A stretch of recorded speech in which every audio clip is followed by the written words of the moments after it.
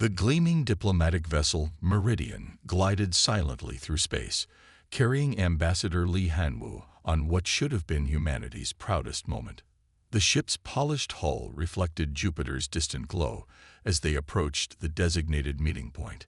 The ambassador stood at the observation deck, straightening his formal attire one last time as he prepared to make history as Earth's first representative to the galactic community. Behind the Meridian, the experimental warship Nemesis maintained a protective distance. Captain Kim Jia watched through the bridge viewport, her hands clasped behind her back. The Nemesis wasn't supposed to be here. It was meant to be undergoing final testing in Earth orbit.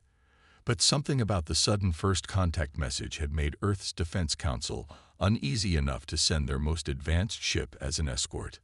Multiple ships dropping out of faster-than-light travel, Captain, reported the sensor officer. Reading 15. No, 20 vessels. Far more than the diplomatic party we were expecting. Kim Jia felt her throat tighten as the alien ships appeared. Their designs were unlike anything humanity had seen before. Sleek, predatory shapes with weapons clearly visible along their hulls. This wasn't a diplomatic fleet. "Get me the Meridian," she ordered, already moving toward her command chair. "Ambassador Li needs tow." The alien ships opened fire without warning or declaration. Brilliant energy beams lanced out across space, striking the Meridian before its shields could even activate. The diplomatic vessel's hull cracked apart in a silent explosion, taking Ambassador Li and his entire crew with it. "Battle stations." Kim's voice cut through the shocked silence on the bridge. "Get those shields up now." "Navigation. Plot us an escape vector." The Nemesis's experimental shields flared to life, just as the second volley hit them. The bridge crew held on as the ship shuddered under the impact. Their shields were holding. Barely, but they were drastically outnumbered.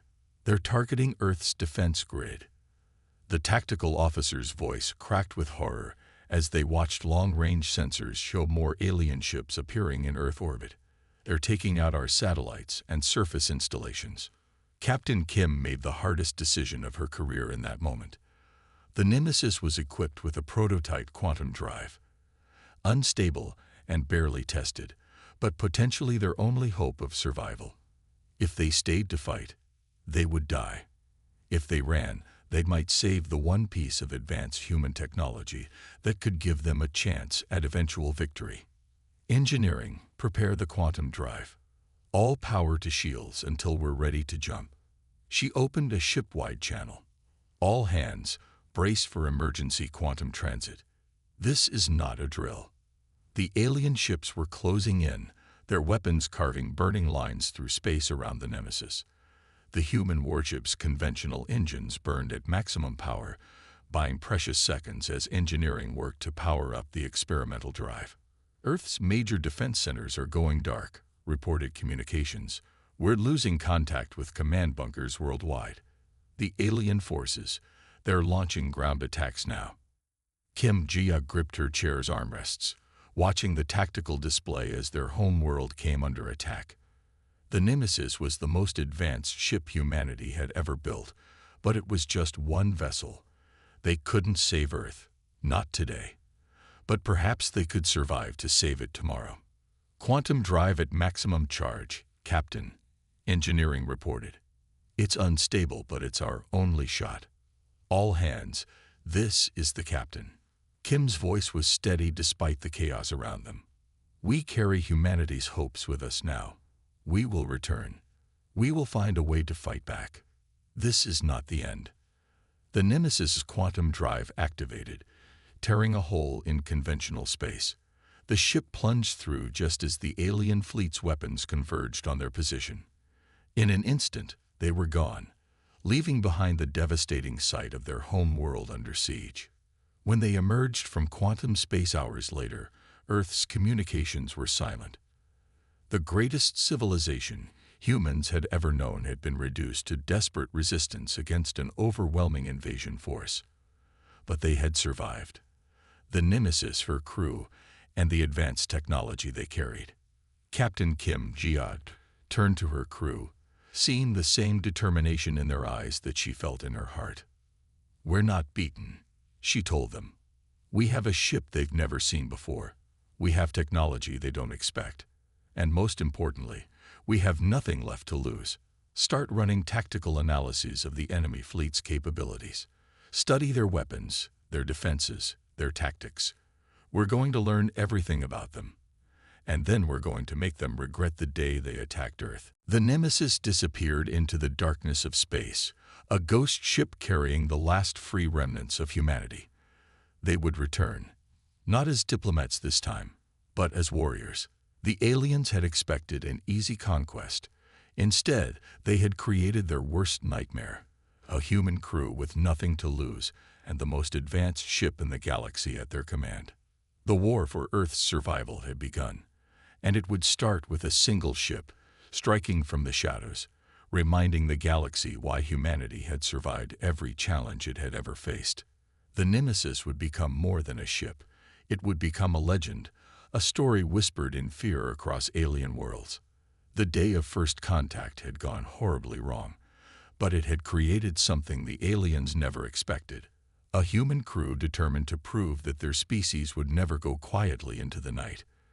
The Nemesis drifted silently through the void, its experimental cloaking system making it nearly invisible against the star-filled background. On the bridge, Captain Kim studied the tactical display showing alien patrol routes across what had once been human space. 3 weeks had passed since Earth's fall, and the enemy had grown confident in their victory. Tactical Officer Park Do-young hadn't slept properly in days. He sat at his station, watching endless streams of data from the Nemesis's advanced sensors. The alien coalition's ships moved in patterns. They just hadn't found them yet. His eyes burned from staring at screens, but he refused to give up. "Captain," Park called out suddenly, his voice cutting through the quiet bridge. "I think I've found something."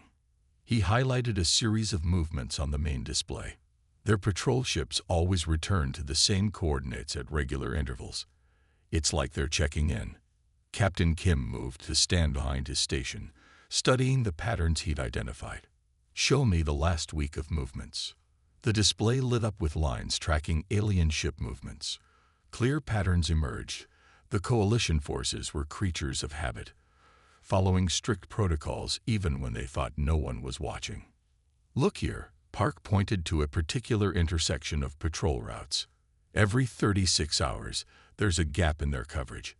It only lasts for 12 minutes, but it's consistent." A small smile crossed Captain Kim's face. "Good work, Park. Very good work." She turned to address the bridge crew. "We've been watching long enough. It's time to remind them we're still here." The Nemesis spent another day observing, confirming Park's discovery.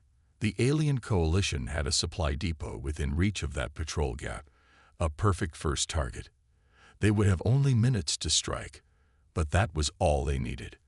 When the moment came, the Nemesis slipped through the patrol gap like a ghost.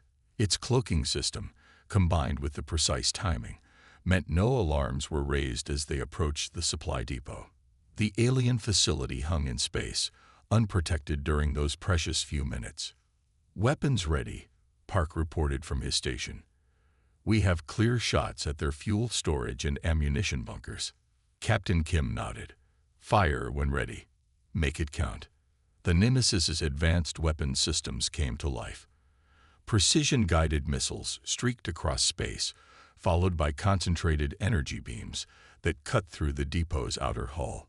The explosions were silent in the vacuum, but the visual display was spectacular. "Target destroyed," Park announced as they watched the depot break apart. No distress signals detected. They never knew what hit them. The Nemesis was already moving away, its cloaking system ensuring no trace remained of their presence.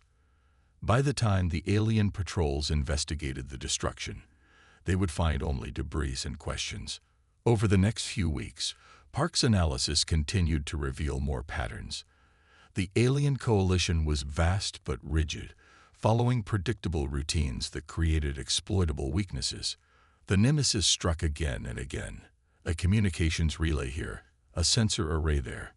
Each attack was precise, calculated, and untraceable.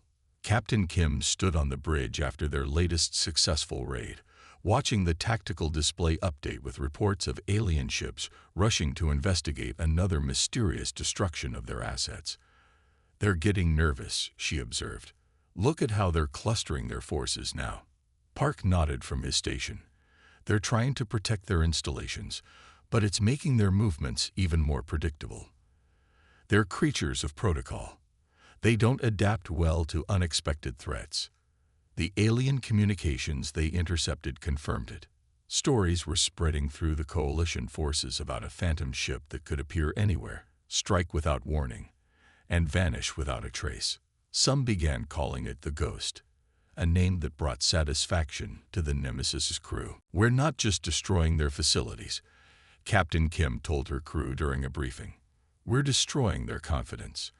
Every successful attack makes them question their superiority. Every disappearing act makes them look over their shoulders." The Nemesis continued its campaign of strategic strikes, never staying in one place long enough to be tracked. Park's analysis grew more sophisticated, allowing them to predict coalition movements with increasing accuracy. What had started as simple hit-and-run attacks evolved into a complex dance through enemy territory, always one step ahead of their hunters. One day, as they watched another alien facility explode in their wake, Park turned to his captain with a thoughtful expression. "They thought they'd wiped us out," he said. "They never expected to face an enemy they couldn't see or catch. We're not just a ship anymore. We're becoming their worst nightmare." Captain Kim smiled grimly. "Good. Let them fear the dark. Let them wonder where we'll strike next. Because someday, when they least expect it, we'll hit them with everything we have. And on that day, they'll learn why humanity has survived every challenge we've ever faced." The Nemesis vanished into the darkness once more, leaving behind only wreckage and growing fear in the hearts of their enemies. The alien coalition had conquered Earth, but they had created something they couldn't control, a ghost in the dark, striking from shadows they couldn't penetrate, guided by humans who had nothing left to lose but their determination to win. Lieutenant Song Minna sat at her communications station on the Nemesis, listening to intercepted alien transmissions. Her fingers moved quickly across the controls as she filtered through different frequencies. 2 months of constant attacks had changed how the alien coalition forces communicated. Their once confident transmissions now carried an edge of fear. "Another intercept," she announced to Captain Kim, a trading vessel warning others about a sighting in the Proxima sector. She played the translated audio for the bridge crew to hear. The alien trader's voice trembled as it described a shadow moving against the stars, a warship that appeared from nowhere to destroy a coalition patrol before vanishing again. The story matched dozens of others that Song had collected over the past weeks. "They're calling us the Ghost of Earth now," Song reported, a hint of pride in her voice.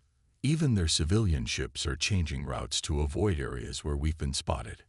Captain Kim moved to stand behind Song's station, listening to more intercepted communications. The alien coalition had tried to keep news of the Nemesis attacks quiet, but they couldn't stop their own crews from talking. Every successful strike added to the growing legend. "Listen to this one," Song said, playing another transmission. A coalition warship captain was requesting additional escorts, claiming that his crew was refusing to patrol certain sectors alone. They feared the human phantom ship that could strike without warning. The Nemesis' reputation grew with each passing day. Song collected stories from across occupied space, tales of impossible escapes, of attacks that left no traces, of a single human vessel that could outfight entire squadrons. Some said it could pass through solid matter. Others claimed it could read minds, knowing exactly when and where to strike. "They're telling stories about us in their rest stations," Song reported during a quiet shift. "I intercepted a conversation between off-duty coalition crews. They're starting to question whether they should have attacked Earth at all." The fear was spreading beyond military channels. Trading vessels changed their routes to avoid areas where the Nemesis had been spotted. Coalition supply ships demanded military escorts. Some alien crews even refused assignments in what they called ghost space, the regions where the Phantom ship was most active. During one intercept, Song heard something that made her smile. A coalition commander was berating his subordinates for their fear of one human ship. The response from his crew was telling. "But sir, it's not just a ship. It's revenge given form. It's humanity's spirit refusing to die." Captain Kim used these stories to their advantage. The Nemesis began leaving subtle signs of their presence. A briefly visible silhouette against a star, a mysterious sensor ghost that disappeared when investigated, a whispered warning across emergency frequencies before an attack. The psychological impact was devastating to enemy morale. New intercept from their high command, Song announced one day. They're doubling patrol strengths in all sectors. No ship travels alone anymore. She looked up at her captain. They're burning through fuel and resources just trying to make their crews feel safe. The base crumbled under the Nemesis's precise strikes. When coalition reinforcements arrived, they found only debris and disabled defenses. The Phantom ship was already gone, leaving behind no trace except its impossible victory. News of the attack spread quickly through coalition ranks. Their supposedly invincible shields had failed. The human ghost ship had found their weakness. Panic spread through their military commands. Choi didn't rest on his success. He kept working, finding new ways to improve their weapons. "They'll try to adapt," he warned. "We need to stay ahead of them." The coalition did try to adapt, adjusting their shield frequencies and patterns. But Choi was always one step ahead, modifying the Nemesis's weapons faster than the enemy could improve their defenses. A hunter had truly become the hunted. Coalition ships now traveled in large groups, hoping numbers would protect them. But this only made them easier to track. The Nemesis struck with surgical precision, disabling key vessels before vanishing into the void. During one attack, they encountered a new type of coalition shield. Choi watched from engineering as their first shots were deflected. Without missing a beat, he rerouted power through experimental circuits, recalibrating their weapons on the fly. Adjusting to new frequencies, he announced over the comm, "Fire on my mark. Now." The modified weapons pierced the new shields just like the old ones.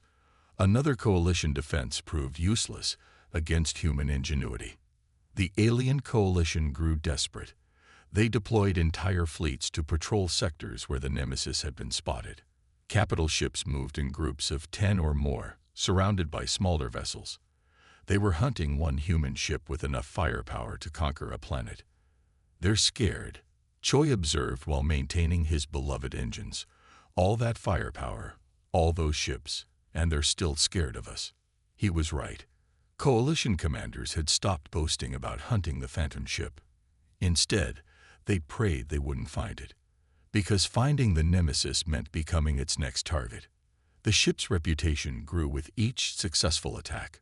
Coalition forces began to joke darkly that their shields might as well be deactivated for all the good they did against the human vessel.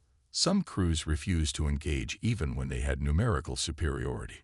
During one particularly bold raid, the Nemesis faced off against a coalition flagship. The massive alien vessel carried the latest shield technology, specifically designed to counter the Phantom ship's attacks. "Let's see what they've come up with this time," Choi said, his fingers dancing across engineering controls. The flagship's shields shimmered with complex patterns, but he already saw the flaws in their design. The battle lasted less than 5 minutes. The flagship's crew watched in horror as their advanced defenses failed against precisely timed shots.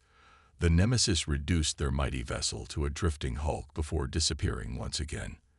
"They still don't understand," Choi told Captain Kim after the battle. "They think technology alone will save them. They forget that humans have been overcoming superior forces throughout our history." The coalition's response was to commit even more ships to hunting the Nemesis. Entire sectors were filled with patrolling vessels, all hoping to catch the Phantom ship. But they were looking for the wrong thing. "They're searching for a superior weapon," Choi explained during a maintenance check. "But our real strength isn't in the technology. It's in how we use it, in our ability to adapt, to find weaknesses, to turn their own power against them. The Nemesis continued its campaign, striking with growing boldness. Coalition ships learned to fear the sight of their shields failing, of weapons fire passing through their defenses as if they weren't there. The hunters had become the prey, and their fear only made them easier targets. "Keep those engines purring," Captain Kim told Choi after another successful raid. "As long as we can keep surprising them, we're winning." The engineer nodded, already thinking of new modifications, new ways to exploit enemy weaknesses. The Coalition might have won the first battle for Earth, but they were losing the war against human ingenuity. One ship at a time, one impossible victory after another, the Nemesis was teaching them why humanity had survived every challenge it had ever faced. Communications Officer Kang Hee-jun hadn't slept in 3 days, his eyes fixed on streams of encrypted alien data flowing across his screens. The Coalition used quantum encryption, supposedly unbreakable. But Kang had noticed something they'd overlooked. Patterns in their transmission timing that revealed weaknesses in their security. "I've got it," he announced suddenly, breaking the bridge's quiet routine. "Captain, I've cracked their command frequencies." His fingers flew across the console, decoding messages that had been mysteries just moments before. "I can read everything they're sending." Captain Kim moved quickly to his station. "Show me." The decoded transmissions revealed the Coalition's entire command structure. Orders flowed from Central Command to sector fleets, coordinating their movements with quantum precision. It was impressive and vulnerable. "Their entire military relies on these channels," Kang explained, highlighting key transmission nodes. "Every ship, every base, every patrol receives orders through this network. If we could disrupt it." A slow smile spread across the captain's face. "Then we could turn their own command structure against them." Kang spent the next day creating false transmission protocols. The Coalition's rigid hierarchy was about to become their greatest weakness. When everything depended on clear orders from above, chaos could spread quickly through the ranks. Their first test came during a routine Coalition patrol. The Nemesis, still cloaked, broadcast false orders using perfect Coalition encryption. The patrol ships immediately changed course, leaving a strategic facility unguarded. "They didn't even question it," Kang said, watching the ships follow their false commands. "The orders matched their protocols perfectly. They're too disciplined to doubt them." The Nemesis struck harder next time. Kang sent contradictory orders to different fleet elements, making ships withdraw from their posts or head in wrong directions. Coalition commanders found their carefully coordinated operations falling into disarray. Multiple distress calls, Kang reported during one attack. 3 Coalition squadrons trying to occupy the same space because they all think they received priority orders. Their ships nearly collided. Other alien species began noticing the Coalition's troubles. Trade vessels reported watching mighty war fleets wandering in confusion, responding to phantom commands. Some began quietly betting on how long the Coalition could maintain control of their conquered territories. Kang's understanding of their communications grew deeper. He learned to mimic different command authorities, making lower-ranking ships question orders from their actual superiors. The Coalition's strict hierarchy began working against them. "New security protocols detected," he announced one morning. "They're trying to modify their encryption." But the Coalition's changes came too late. Kang had already planted false authentication codes throughout their network. The Nemesis launched its boldest attack yet. While still cloaked, they'd broadcast emergency orders to an entire sector fleet, claiming a major human counterattack was underway. Dozens of ships abandoned their posts, racing to defend against an imaginary threat. "Coalition command is in chaos," Kang reported, monitoring their real transmissions. "Different commanders are giving conflicting orders.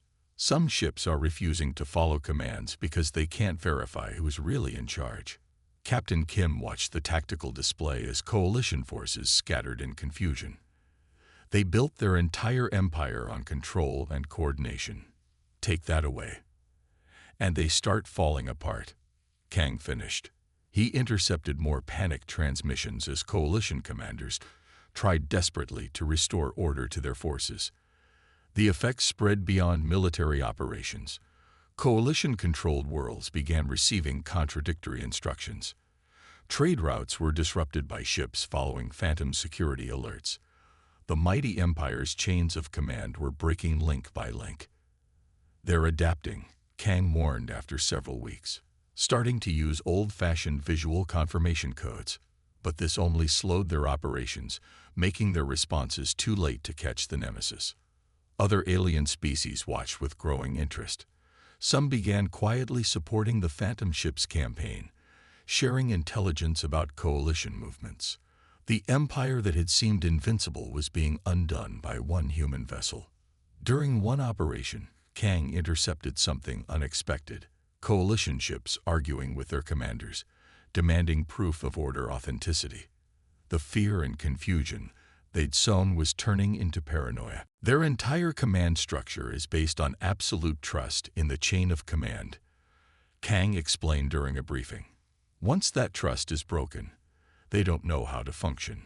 The coalition tried to fight back, implementing ever more complex security measures. But each new protocol just added more layers of confusion and delay to their operations. Their once precise military machine was becoming sluggish and uncertain. "Listen to this," Kang said, playing an intercepted transmission. Coalition officers were requesting transfers away from Phantom Ship territory, claiming they couldn't trust their own communications anymore. The mighty hunters had become afraid of their own shadows. The Nemesis continued its campaign of disruption. Sometimes they would simply broadcast false signals and watch coalition forces tear themselves apart trying to verify their orders. The psychological impact was devastating. "We're not just fighting their ships anymore," Kang told the captain. "We're fighting their entire system of control, and they don't know how to handle an enemy that turns their strength into weakness." As coalition forces fell into growing disarray, other species began openly questioning their authority. The empire that had seemed unstoppable was being unraveled by one ship's ability to break their chains of command. "Keep monitoring their channels," Captain Kim ordered. "As long as we can keep them doubting their own communications, we're winning this war." Kang nodded, already working on new ways to exploit the coalition's reliance on absolute control. They had conquered Earth through overwhelming force, but they were losing their empire to something they couldn't fight: chaos in their own ranks, spread by a ghost they couldn't catch. The coalition's trap was perfectly planned. 3 full battle fleets converged on the Arcturus sector, their ships forming an enormous net in space. They had finally tracked the Nemesis's energy signature after months of hunting. No ship could escape such overwhelming force. Captain Kim stood on her bridge, watching the tactical display as enemy ships closed in from all directions. Her crew waited tensely, expecting her to order another miraculous escape. Instead, she smiled. "All stations, prepare for Protocol Zero," she ordered. The crew exchanged knowing looks. They had trained for this moment, though many had doubted they would ever use such an audacious tactic. "Coalition forces are holding position at maximum weapons range," Tactical reported. "They're not taking any chances this time." The alien commander's voice boomed across all frequencies. "Human vessel, you are surrounded. Power down your systems and prepare to be boarded. There will be no escape." Captain Kim took her command chair, looking perfectly calm despite the hundreds of enemy ships surrounding them. "Send them our reply." The Nemesis's main engines suddenly flared to full power. The coalition forces tensed, expecting an attempt to break through their lines. Instead, the human ship drove straight toward the densest concentration of enemy vessels. "They're attempting suicide." The alien commander's voice held disbelief. "All ships, prepare tow." The Nemesis's experimental drive activated, but not for escape. The ship split into 3 identical images, each one appearing completely real to enemy sensors. Before the coalition forces could react, these phantom ships accelerated in different directions. "Holographic projection field at maximum power," engineering reported. "Quantum signature duplicators functioning perfectly." They can't tell which one is real. The Coalition fleet scattered in confusion, ships pursuing different images of the Nemesis. Their perfect trap dissolved into chaos as commanders argued over which target to pursue. Phase 2, Captain Kim ordered. The real Nemesis, hidden behind its duplicates, activated its most secret weapon. The ship's hull began absorbing enemy sensor waves, not just deflecting them. To the Coalition's scanning systems, the Nemesis seemed to fade into the background radiation of space itself. Energy absorption complete, Tactical reported. We're reading as background noise on their sensors. The Coalition forces continued chasing the holographic duplicates, not realizing the real threat was moving silently through their formation. Captain Kim had positioned her ship perfectly, right in the middle of the enemy fleet. Weapons, target their command ships, she ordered. Fire when ready. The Nemesis guns opened up, striking from point-blank range. Coalition vessels exploded before they could even raise shields, their crews never seeing the death that came from what seemed like empty space. Multiple ships destroyed, Tactical announced with satisfaction. Enemy fleet is in complete disarray. The Coalition commanders finally realized their mistake, but too late. The Nemesis was already moving through their formation, striking crucial targets before vanishing again. Their trap had become a killing ground for their own forces. How is this possible? The alien commander's voice held fear now. Find that ship. Concentrate all fire on. His transmission cut off as his command ship exploded, struck by weapons fire from an enemy he couldn't see. The Coalition's carefully organized fleet degenerated into panic, ships firing blindly into space. Enemy vessels are breaking formation, Tactical reported. Some are attempting to retreat. Captain Kim nodded. Let them run. They'll spread the word about what happened here. The remaining Coalition ships fled in all directions, leaving behind the wreckage of their finest vessels. Their perfect trap had failed completely, destroyed by tactics they hadn't believed possible. Later, as the Nemesis moved away from the battle zone, Captain Kim gathered her crew for a brief message. Today, we showed them something they never expected, that humans can turn their greatest strengths against them. They thought numbers would guarantee victory.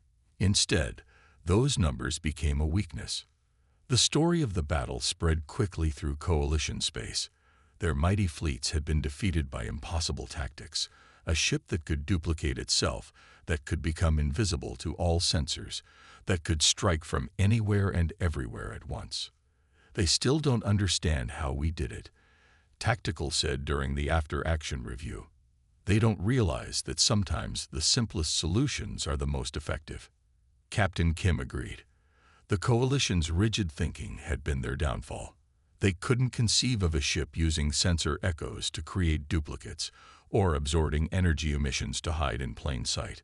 Such tactics were too unconventional for their military doctrine. The Nemesis had revealed only a fraction of its true capabilities, but that was enough. The Coalition's hunter fleets became more hesitant, always wondering what other impossible tricks the human ship might have waiting. The best trap, Captain Kim told her crew, is the one where your enemy thinks they have you trapped. Today, we proved that humanity still has surprises left for those who thought they could conquer us. The Nemesis disappeared into the darkness of space once again, leaving behind a shattered Coalition fleet and a growing legend. The hunters had become the hunted, and the galaxy was learning why humanity had survived every challenge it had ever faced. The last stand that wasn't became another chapter in the Nemesis's growing legend, the day a single human ship had turned the tables on an entire alien fleet. And somewhere in Coalition space, commanders looked at their sensor readings with new fear, wondering if that empty patch of space might hide their worst nightmare. The Coalition's Supreme Council gathered in their fortified command center, reviewing reports of another devastating attack by the Nemesis. 6 months of constant harassment had left their once mighty empire teetering on the edge of collapse. Supply lines were disrupted, fleets were scattered, and their soldiers jumped at shadows. Another listening post destroyed, one council member reported wearily. 3 more ships lost trying to protect it. The human vessel vanished before reinforcements arrived. Suddenly, their emergency channels lit up with urgent messages. Sensor stations across Coalition space reported multiple unknown vessels appearing simultaneously in different sectors. Large ships, bearing human signatures but unlike anything they'd encountered before. On the bridge of the Nemesis, Captain Kim watched with satisfaction as Earth's hidden fleet revealed itself. Dozens of warships, secretly constructed in remote systems during the occupation, emerged from their hiding places. Each one carried the same advanced technology that had made the Nemesis so feared.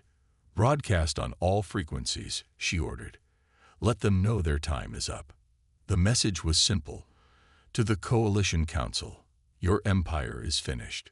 You can surrender now and accept our terms, or face a fleet of ships just like the one that's been haunting you. Choose quickly. Panic spread through Coalition Command. One Nemesis had nearly brought them to their knees. Now they faced an entire fleet of such vessels, each one capable of the same devastating tactics that had proven so effective. "Multiple Coalition fleets are going dark," communications reported. "They're refusing orders to engage. Some are actively retreating from human-controlled space." The Coalition's carefully maintained power structure was crumbling. Worlds they had conquered began openly rebelling, encouraged by the sight of human warships appearing in their skies. Allied species that had feared opposing them now openly declared their support for Earth. Captain Kim's next message was broadcast to all Coalition forces. "Your council has 1 hour to respond. After that, we begin coordinated attacks across all sectors. You've seen what one ship can do. Imagine what our entire fleet will accomplish." The council chamber erupted in argument. Some demanded immediate surrender, while others insisted on fighting to the last ship.